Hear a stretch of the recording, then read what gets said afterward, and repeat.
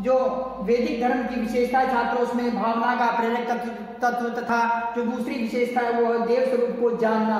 तो देव स्वरूप को जानने के अंतर्गत छात्रों क्या बताया गया है कि वैदिक देवताओं का स्वरूप अत्यंत ही जटिल है। क्या बताया गया है? वैदिक देवताओं का स्वरूप जो अत्यंत ही जटिल बताया गया है, परंतु देवताओं की जानकारी प्राप्त करना अत्यंत ही आवश्यक है। छात्रों, वैदिक देवताओं का स्वरूप अत्यंत जटिल है, परंतु जो देवता हैं देवताओं की जानकारी प्राप्त करना अत्यंत ही जो इसमें आवश्यक है, क्योंकि जो देव तत्व से परिचित होते हैं वे ही वेदों के अर्थ को जान पाते हैं। क्या है छात्रों इसमें? क्योंकि जो देव तत्व से परिचित होते हैं वे ही वेदों के अर्थ को जान पाते हैं। छात्रों, इसीलिए वेदों के अर्थ को वेदों के अर्थ की जानकारी प्राप्त करने के लिए जो वेदों के अर्थ की जानकारी प्राप्त करने के लिए हम जो इसमें वैदिक देवताओं को जानना अत्यंत ही आवश्यक है, क्योंकि जो वेदों के अर्थ को जान लेता है वो जो उसे वेदों के अर्थ को जानने के बाद में उसे देवताओं की जानकारी का ही पता चल जाता है, तथा जो देवताओं का अत्यंत ही जटिल स्वरूप है उसके बारे में भी जानकारी प्राप्त हो जाती है। तो छात्रों, इसीलिए कहा गया है कि वैदिक देवताओं का स्वरूप अत्यंत ही जटिल है, परंतु देवताओं की जानकारी प्राप्त करना अत्यंत ही आवश्यक है, क्योंकि जो देव तत्व से परिचित होते हैं वे ही वेदों के अर्थ को जान पाते हैं। छात्रों, देवताओं का ज्ञान प्राप्त करने के लिए वेद मंत्रों का अध्ययन करना अत्यंत ही आवश्यक है। देवताओं का ज्ञान कैसे प्राप्त होगा? वेदों को पढ़ने से ज्ञान प्राप्त होगा, तथा जो वेदों के अंदर जो मंत्र लिखे हुए हैं उनका उच्चारण करने से, उनका अध्ययन करने से हमें जो देवताओं का ज्ञान प्राप्त होगा।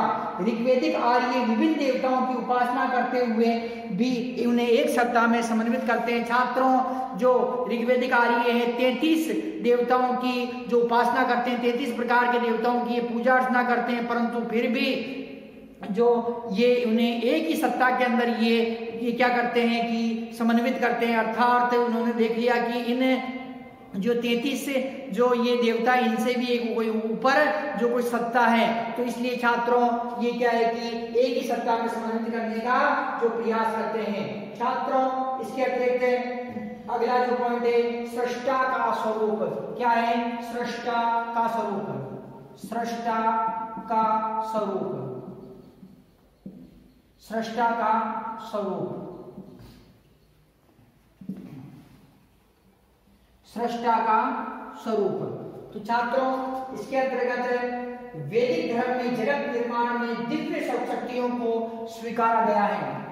सृष्टा अर्थात जो सृष्टि का निर्माण हुआ है, ब्रह्मांड का जो निर्माण हुआ है उसके बारे में बताया गया छात्रों इसके अंतर्गत है। तो इसमें क्या बता रहा है कि सृष्टि, इसके अंदर वैदिक धर्म में जगत के निर्माण में, वैदिक धर्म में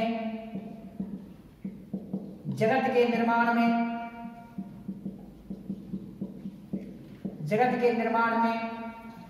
वैदिक धर्म में जगत के निर्माण में दिव्य शक्तियों को स्वीकारा गया है। दिव्य शक्तियों को स्वीकारा गया है। दिव्य शक्तियों को स्वीकारा गया है। वैदिक धर्म में विश्वात्मा, जीवात्मा, वैदिक धर्म में विश्वात्मा, जीवात्मा, जीवात्मा और भौतिक जगत में सामंजस्य स्थापित किया गया है। और भौतिक जगत में सामंजस्य स्थापित किया गया है।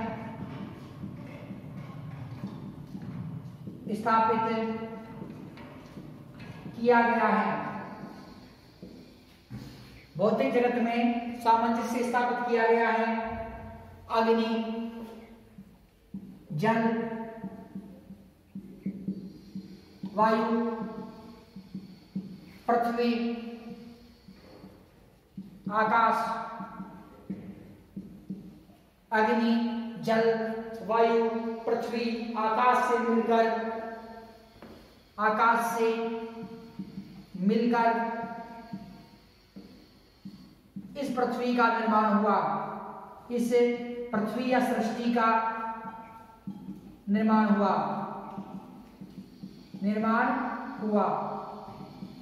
छात्रों, जो सृष्टा का स्वरूप बताते हैं, इसके वैदिक धर्म के अंदर क्या बताया गया है कि वैदिक धर्म में जगत के निर्माण में दिव्य शक्तियों को स्वीकारा गया है, अर्थात दिव्य शक्तियों के कारण ही क्या हुआ है कि जगत का निर्माण हुआ है। ये किसके अंदर स्वीकारा गया है?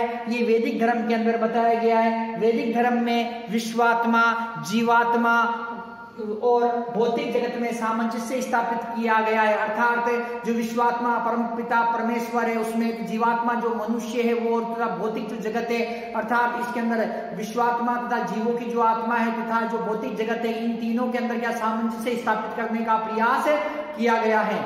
छात्रों, जो वैदिक धर्म में बताता है कि पंच तत्व अर्थात जो 5 तत्व है, कौन कौन से? अग्नि, जल, वायु, पृथ्वी, आकाश। कौन कौन से तत्व छात्रों? अग्नि, जल, वायु, पृथ्वी और आकाश से मिलकर इस सृष्टि का निर्माण हुआ। अर्थात जो इस पृथ्वी का निर्माण है, पृथ्वी के निर्माण के अंदर 5 जो तत्व है, पंच तत्व है, उसके उन पंच तत्वों की सहायता से जो इस सृष्टि का निर्माण हुआ है, वो पंच तत्व कौन से? अग्नि, जल, वायु, पृथ्वी, आकाश। तो इन 5 तत्वों से मिलकर जो सृष्टि का जो निर्माण हुआ है। छात्रों, जो अगला जो वैदिक धर्म की विशेषता है वो है देव स्तुति। क्या छात्रों? देव स्तुति अर्थात देवताओं की स्तुति। तो देवताओं की स्तुति, ये जो अगला हमारा पॉइंट है। छात्रों, देवताओं की स्तुति के बारे में, जो देवताओं की स्तुति छात्रों, उसके बारे में हमें जो ऋग्वेद था, हमें देवताओं की स्तुति के बारे में, देवताओं की स्तुति के बारे में, देवताओं की स्तुति के बारे में ऋग्वेद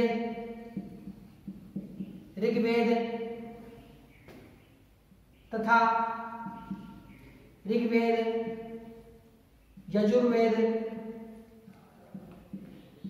सामवेद, अथर्ववेद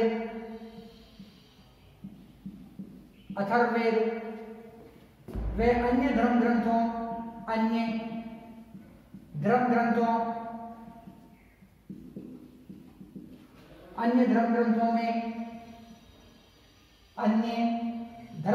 में जानकारी मिलती है या जानकारी दी गई है। या छात्रों, देवताओं की स्तुति के बारे में ऋग्वेद, यजुर्वेद, सामवेद, अथर्ववेद व अन्य धर्म ग्रंथों में जानकारी दी गई है। इन ग्रंथों में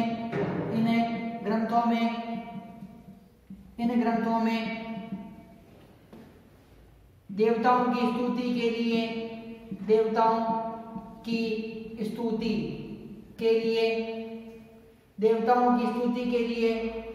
इन ग्रंथों में देवताओं की स्तुति के लिए मंत्रों को दिया गया है, मंत्रों का उल्लेख बताया गया है, किया गया है। तो छात्रों, इसके अतिरिक्त जो यज्ञ अनुष्ठानों, मंत्रों के उच्चारण से देवताओं को प्रसन्न किया जाता है, यज्ञ अनुष्ठान, हवन, मंत्रोच्चारण,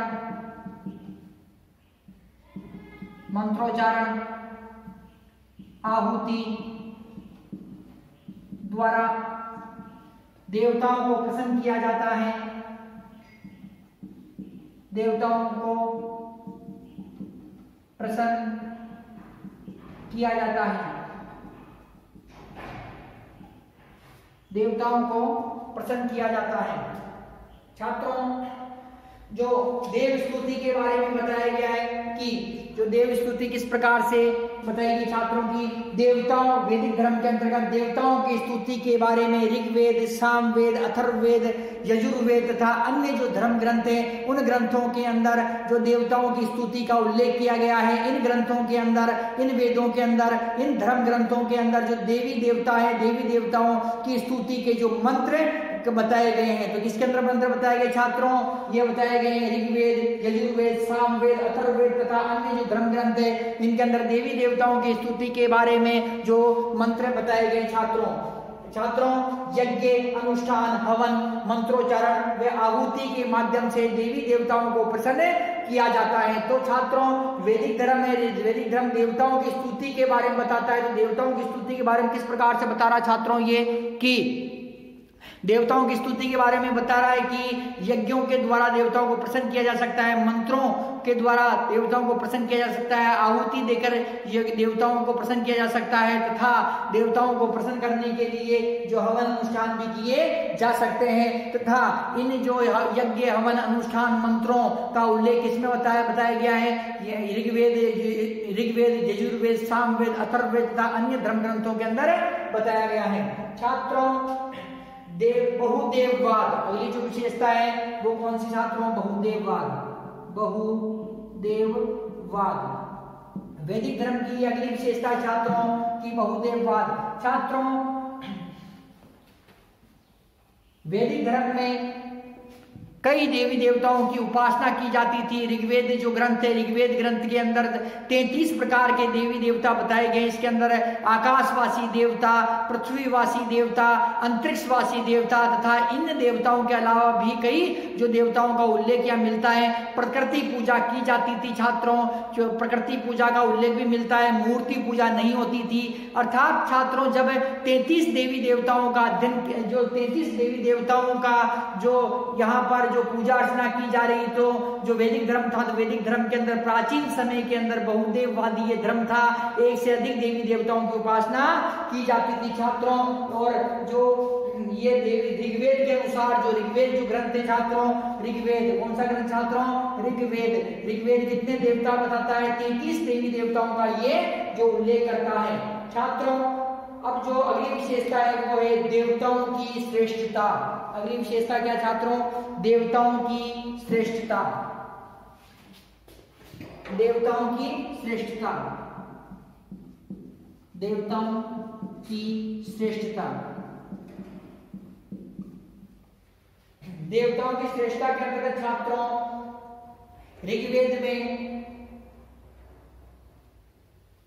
ऋग्वेद में छात्रों 33 देवी देवताओं का उल्लेख किया गया और उन 33 देवी देवताओं में ऋग्वेद के अंदर सर्वश्रेष्ठ जो देवता थे भगवान इंद्र को बताया गया। दूसरे जो सर्वश्रेष्ठ देवता थे भगवान अग्नि को बताया गया था। तीसरे जो सर्वश्रेष्ठ देवता थे भगवान वरुण को बताया गया तथा जो पृथ्वी है, पृथ्वी को जगत माता के रूप में पूजा जाता था। अर्थात सभी देवियों के अंदर सर्वश्रेष्ठ जो देवी थी वो कौन थी? वो थी पृथ्वी को इसमें बताया गया। परंतु छात्रों उत्तर वैदिक काल आते आते जो ऋग्वेदिक कालीन जो देवता थे उनके महत्व में कमी आ गई। इंद्र, वरुण, अग्नि, ये इनका स्थान क्या गौण हो चुका था और उत्तर वैदिक काल के अंदर जो सर्वश्रेष्ठ देवता थे, सर्वश्रेष्ठ देवता के रूप में ब्रह्मा, विष्णु तथा जो शिव थे इनकी पूजा की जाने लगी। तो छात्रों ये क्या था कि वैदिक धर्म के अंदर जो उच्च स्थान किसे प्राप्त हो गया? अब उच्च स्थान हो गया छात्रों ये ब्रह्मा, विष्णु, महेश को। जबकि ऋग्वेदिक काल था, ऋग्वेदिक काल के अंदर इस वैदिक धर्म में ही जो ऋग्वेदिक काल था, ऋग्वेदिक काल के अंदर वैदिक धर्म के अंदर जो प्रथम स्थान पर इंद्रदेव, दूसरे स्थान पर अग्नि तथा तीसरे पर वरुण देव थे। जबकि अब उत्तर वैदिक काल के अंदर ब्रह्मा, विष्णु, महेश ये क्या ये जो सर्वश्रेष्ठ देवता बन गए। तो छात्रों इस प्रकार से जो देवताओं की श्रेष्ठता विशेषता किसकी है? ये वैदिक धर्म की जो विशेषता है। देवताओं का मानवीकरण। छात्रों अगला जो हमारा पॉइंट है देवताओं का मानवीकरण। देवताओं का मानवीकरण,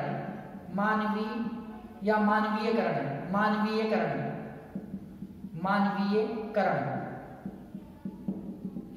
वैदिक धर्म की विशेषता छात्रों देवताओं का मानवीयकरण। छात्रों ऋग्वेदिक काल में प्राकृतिक शक्तियों को आराध्य मानकर आर्य जाति पूजा करती थी। आर्य जाति आर्य जाति ऋग्वेदिक काल में, ऋग्वेदिक काल कौन सा काल छात्रों? ऋग्वेदिक काल। ऋग्वेदिक काल में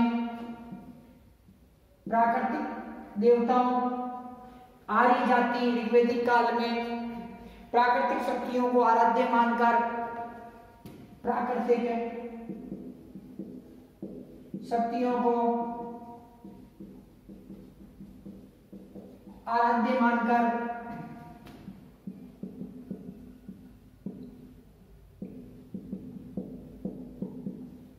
पूजा करती थी।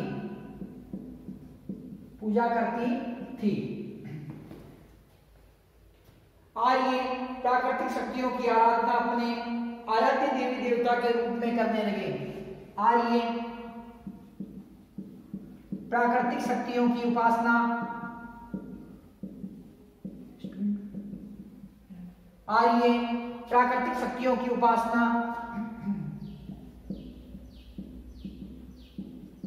अपने आराध्य देवी देवताओं के रूप में,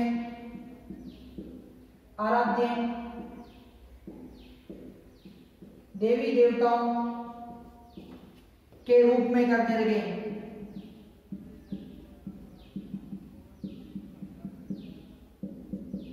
आराध्य देवी देवताओं के रूप में करने लगे। आर्य इस निष्कर्ष पर पहुंचे कि आर्य इस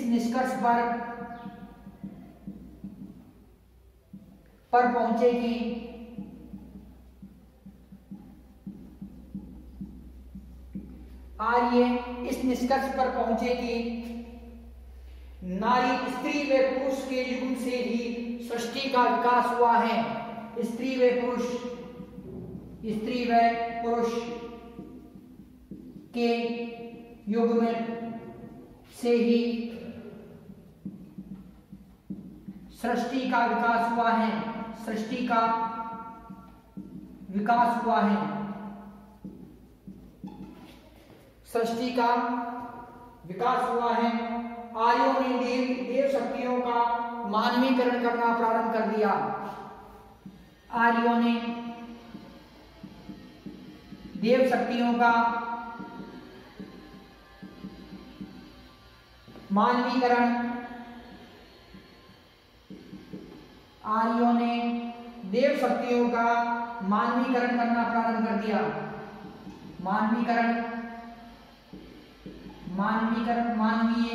मानवीयकरण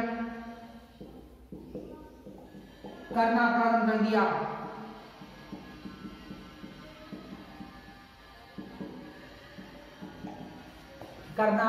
प्रारंभ कर दिया।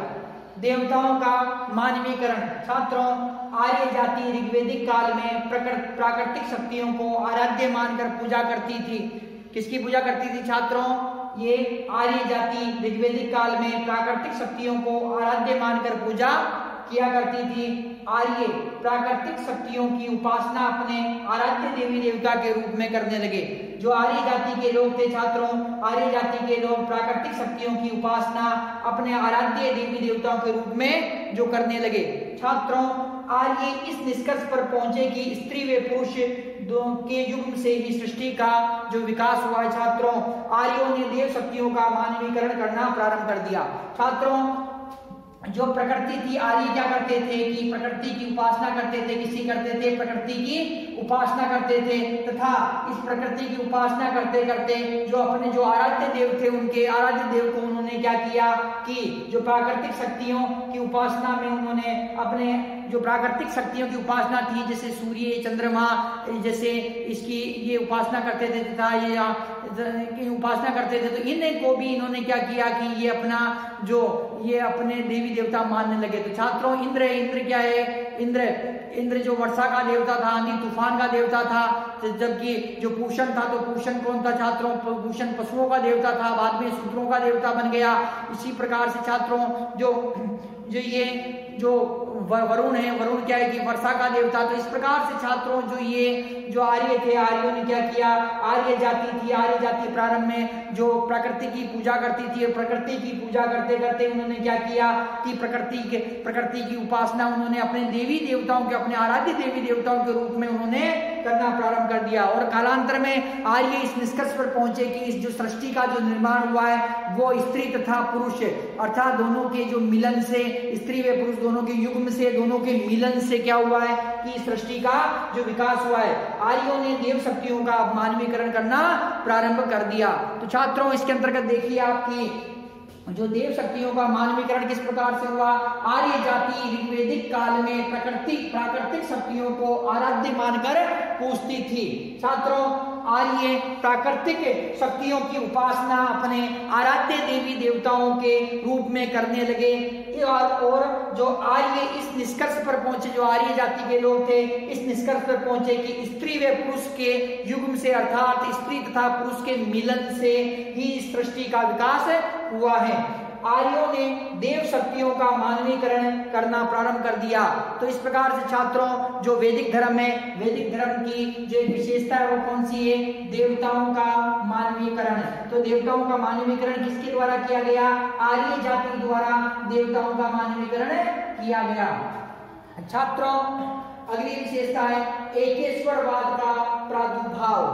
एकेश्वरवाद का प्रादुर्भाव, एकेश्वरवाद का प्रादुर्भाव, एकेश्वरवाद का प्रादुर्भाव। तो छात्रों मनुष्य की मृत्यु के बाद भी आत्मा अमर है। मनुष्य की मृत्यु के बाद में, मनुष्य की मृत्यु के बाद भी आत्मा अमर है। मनुष्य की मृत्यु के बाद में भी आत्मा अमर है। आत्मा इस लोक को छोड़कर पितृलोक, आत्मा इस लोक को छोड़कर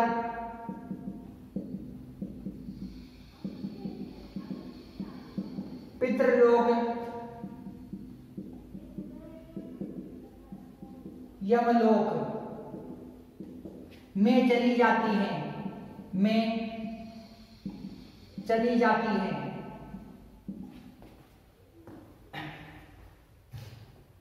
आर्यों ने सभी देवताओं के ऊपर भी एक परम तत्व को माना है। आर्यों ने सभी देवताओं के ऊपर भी, सभी देवताओं के ऊपर भी एक परम तत्व को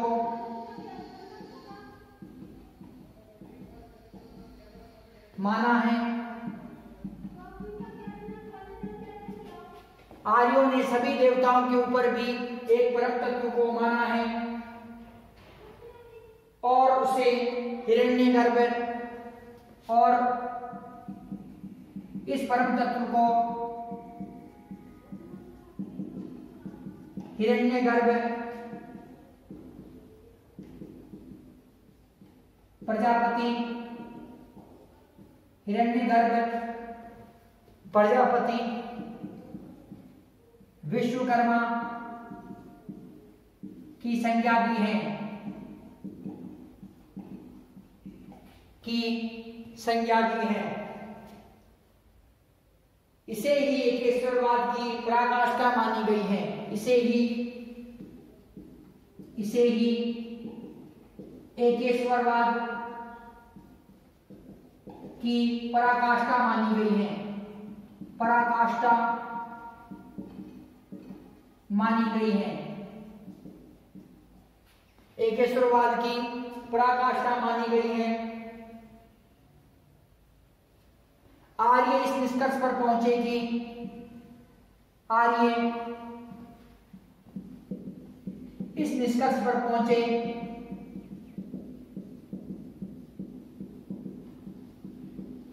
कि सत्य का ज्ञान ही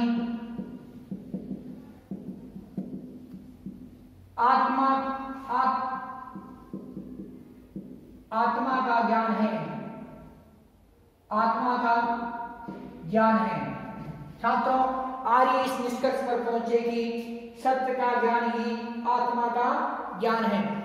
तो छात्रों, जो वैदिक धर्म है, वैदिक धर्म की विशेषता है, कौन सी विशेषता छात्रों कि ये एकेश्वरवाद का प्रादुर्भाव, आर्य ये अब ये समझ चुके थे कि जो ये सभी देवी देवता हैं, जितने भी 33 देवी देवता बताए गए, अन्य जो देवी देवता है, इनके ऊपर भी एक कंट्रोलिंग पावर है, अर्थात जो मेन पावर वो है।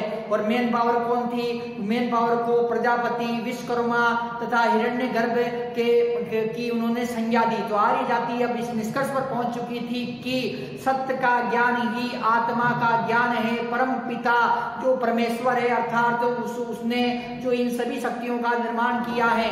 तो छात्रों, मनुष्य, आर्य समझ चुके थे मनुष्य की मृत्यु के बाद भी आत्मा अमर है। क्या है छात्रों? कि मनुष्य की मृत्यु के बाद में भी आत्मा अमर है। आत्मा इस लोक को छोड़कर पितृलोक, यमलोक में चली जाती है। अर्थात जब मनुष्य की मृत्यु हो जाती है, तब आत्मा जो मनुष्य के शरीर को छोड़ देती है और मनुष्य के शरीर को छोड़कर जो पितृलोक के अंदर जो चली जाती है, पितृलोक मतलब यमलोक के अंदर वो चली जाती है। आर्यों ने सभी देवताओं के, जो उनके 33 प्रकार के देवता थे छात्रों, 33 देवता किसके थे छात्रों? आर्यों के जो देवता थे, ऋग्वेदिक काल के अंदर जो बताए गए थे, ऋग्वेद में जो 33 देवताओं का उल्लेख किया गया था, उन 33 देवताओं से भी ऊपर एक परम सत्ता के बारे में आर्यों को पता चला कि इन देवताओं के ऊपर भी एक परम सत्ता है।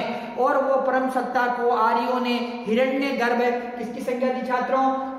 हिरण्यगर्भ, प्रजापति या विश्वकर्मा, अर्थात जो इस संसार का जो निर्माता है, उसकी वो संज्ञा दी। छात्रों, इसे ही एकेश्वरवाद की पराकाष्ठा माना गया है। अर्थात जो ईश्वर एक है, आर्यों को पता चल गया कि सर्व परम सत्ता अलग है सबसे, वो सबसे अलग है परम सत्ता, और वही ईश्वर है, सभी का ईश्वर वही है, हमारा भी ईश्वर वही है, और हमारे जो वैदिक कालीन जो देवता थे उनका ईश्वर भी वही है। तो छात्रों, इस प्रकार से आर्यों ने सभी देवताओं के ऊपर एक परम सत्ता जो परम सत्ता को माना, और इस परम सत्ता को हिरण्यगर्भ, प्रजापति व विश्वकर्मा की संज्ञा दी।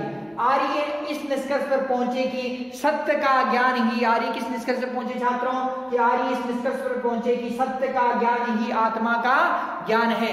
तो छात्रों, इस प्रकार से जो वैदिक धर्म है, वैदिक धर्म की विशेषताएं देखिए आपने। भावना का प्रेरक तत्व, प्रथम विशेषता क्या थी? भावना का प्रेरक तत्व। दूसरी विशेषता देव स्वरूप को जानना। अगली विशेषता सृष्टा का स्वरूप। इससे अगली विशेषता देवताओं की स्तुति या देव स्तुति, बहुदेववाद, देवताओं की श्रेष्ठता तथा देवताओं का मानवीकरण करना, और एकेश्वरवाद का प्रादुर्भाव या एकेश्वरवाद का उदय। तो छात्रों, ये वैदिक धर्म की जो प्रमुख विशेषताएं थी छात्रों, जो ये वैदिक धर्म है, ये सादा था, सादा सरल व सच्चा था, सादा सरल व सच्चा धर्म था। कौन सा वैदिक धर्म? ये सादा था, बिल्कुल सरल था, सच्चा था, इसके नियम अत्यंत ही जो सरल थे छात्रों, और सुसंस्कृत था। इसके अतिरिक्त क्या था? ये सुसंस्कृत धर्म था, बिल्कुल जो ये इसके अंदर किसी भी प्रकार का किसी प्रकार की कोई जटिलता विद्यमान नहीं थी। प्रारंभ में वैदिक धर्म में किसी प्रकार की कोई जटिलता विद्यमान नहीं थी। ये धर्म सादा था, सरल था, सच्चा था और सुसंस्कृत धर्म था। तो छात्रों, जो ऋग्वेद है, ऋग्वेद के अंदर जो 10वां मंडल है, ऋग्वेद का 10वां मंडल, जो ऋग्वेद संसार का सबसे प्राचीनतम ग्रंथ कौन सा छात्रों? ऋग्वेद। ऋग्वेद के अंदर 10वां मंडल, कौन सा मंडल? 10वां मंडल। तो ऋग्वेद का जो 10वां मंडल क्या बताता है छात्रों? कि एक विराट पुरुष, क्या बताता है छात्रों? कि ऋग्वेद के 10वें मंडल में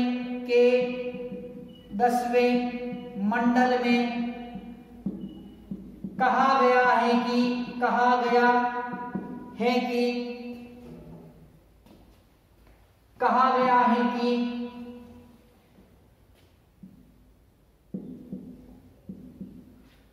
ऋग्वेद के 10वें मंडल में कहा गया है कि सारे जगत की उत्पत्ति एक विराट पुरुष, सारे जगत की उत्पत्ति एक विराट पुरुष, एक विराट पुरुष, एक विराट पुरुष द्वारा से हुई है जिसके 1000 सिर हैं। एक विराट पुरुष से हुई है जिसके 1000 सिर हैं, 1000 सिर हैं तथा 1000 चरण हैं, मतलब पैर उसके 1000 चरण हैं। ऋग्वेद के 10वें मंडल में कहा गया है कि सारे जगत की उत्पत्ति एक विराट पुरुष से हुई है जिसके 1000 सिर हैं तथा 1000 चरण हैं। छात्रों, इसमें क्या बताया गया है कि सिर से मतलब कौन? विराट पुरुष, विराट पुरुष, पुरुष के जो सिर से, जो विराट पुरुष का सिर है छात्रों, सिर से आकाश की उत्पत्ति, सिर से आकाश की उत्पत्ति। विराट पुरुष के जो सिर से किसकी उत्पत्ति हुई? आकाश की उत्पत्ति हुई। नाभि से, विराट पुरुष के नाभि से, नाभि से जो किसकी उत्पत्ति हुई छात्रों? ये हुई वायु की उत्पत्ति हुई। किसकी? वायु, वायु की उत्पत्ति। विराट पुरुष के पैरों से पृथ्वी की उत्पत्ति, पृथ्वी की उत्पत्ति। विराट पुरुष के पैरों से किसकी उत्पत्ति हुई? पृथ्वी की उत्पत्ति हुई। मस्तिष्क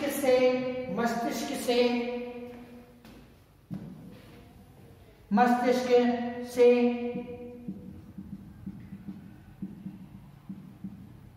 चंद्रमा की उत्पत्ति, चंद्रमा की उत्पत्ति। मस्तिष्क से किसकी उत्पत्ति हुई? चंद्रमा की उत्पत्ति हुई। तथा श्वास से हवा, नेत्रों से श्वास, श्वास से हवा की उत्पत्ति, नेत्रों से सूर्य की उत्पत्ति, सूर्य की उत्पत्ति। तो छात्रों, जो ऋग्वेद है, ऋग्वेद का जो 10वां मंडल है, ऋग्वेद के 10वें मंडल के अंतर्गत कहा गया है। ऋग्वेद के अंदर जो 10वां मंडल है, इसमें पुरुष सूक्त है। कौन सा सूक्त है? पुरुष सूक्त। ऋग्वेद के 10वें मंडल के पुरुष सूक्त में कहा गया है, इसमें ऋग्वेद के 10वें मंडल के पुरुष सूक्त में कहा गया है कि सारे जगत की उत्पत्ति एक विराट पुरुष से हुई है जिसके 1000 सिर हैं। सिर कितने हैं? 1000 सिर हैं तथा 1000 चरण है, अर्थात 1000 तो सिर है और 1000 उसके कितना पैर है, तो इससे इसकी उत्पत्ति हुई है। विराट पुरुष के सिर से आकाश की उत्पत्ति, नाभि से वायु की उत्पत्ति, पैरों से पृथ्वी की उत्पत्ति, मस्तिष्क से चंद्रमा की उत्पत्ति, श्वास से हवा की उत्पत्ति, नेत्रों से सूर्य की उत्पत्ति हुई है। तो छात्रों, तो इस प्रकार से जो ये वैदिक धर्म है, वैदिक धर्म अत्यंत ही जो सुसंस्कृत धर्म है, सादा धर्म है, सरल धर्म है, सच्चा धर्म है, आदि धर्म है, जो और विश्व का सबसे प्राचीनतम जो धर्म है। तो छात्रों, इस प्रकार से जो हमारा ये टॉपिक है आज का वैदिक धर्म का, ये कंप्लीट होता है। नेक्स्ट टाइम नेक्स्ट टॉपिक करेंगे। धन्यवाद।